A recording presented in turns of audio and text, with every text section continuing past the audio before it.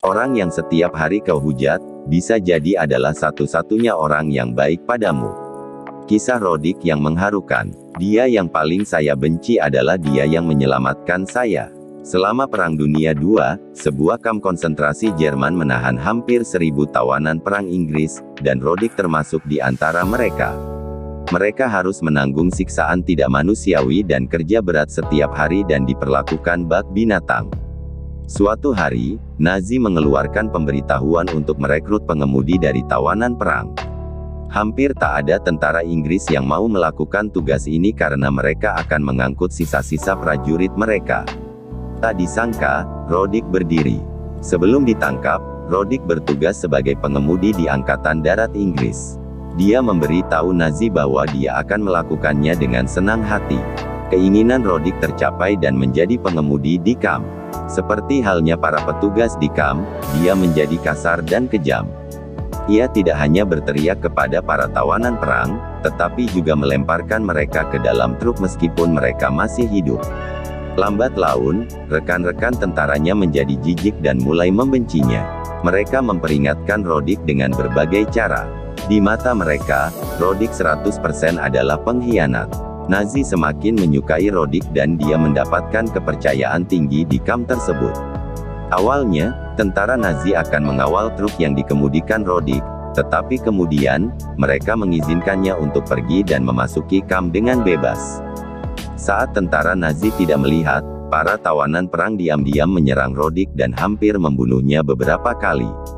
Suatu hari, di saat hujan, setelah dipukuli tanpa henti oleh para tawanan perang yang ingin membalas dendam, dia tewas menyedihkan di sudut kamp yang lembab. 60 tahun kemudian, sebuah surat kabar Inggris terkemuka menerbitkan sebuah artikel berjudul, "Orang yang menyelamatkan saya adalah orang yang paling saya benci." Sang penulis menulis, ada seorang pengkhianat bernama Rodic di kamp konsentrasi yang bersedia bekerja untuk Nazi. Hari itu, saya belum mati ketika saya jatuh sakit, tetapi dia dengan paksa melemparkan saya ke dalam truk dan memberitahu Nazi bahwa dia akan menguburkan saya.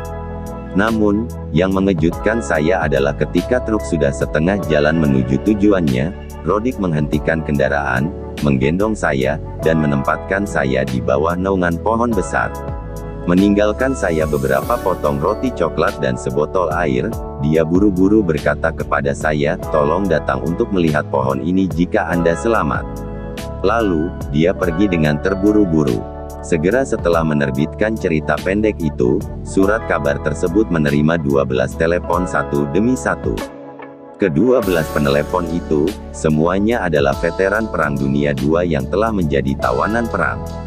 Mereka berasal dari kamp konsentrasi yang sama di mana Rodic bertugas. Cerita yang dikisahkan oleh 12 veteran itu hampir sama dengan cerita yang dimuat di surat kabar. Mereka semua diloloskan dan ditempatkan di bawah pohon besar oleh Rodic. Para veteran semua ingat bahwa setiap kali Rodic pergi, dia meminta setiap prajurit untuk datang melihat pohon ini jika mereka selamat. Editor surat kabar tersebut menilai bahwa pohon yang berulang kali disebutkan oleh Rodic ini pasti menyimpan suatu rahasia, maka ia segera mengorganisir para veteran ini untuk mengunjungi kembali hutan tersebut. Ketika mereka sampai di lokasi, lembah dan pohon raksasa itu tetap sama. Seorang veteran bergegas memeluk pohon itu dengan tangan terentang. Sambil menangis, dia menemukan kotak besi berkarat di dalam lubang di pohon.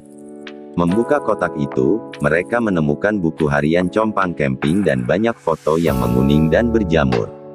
Mereka membuka buku harian itu dengan hati-hati dan membaca.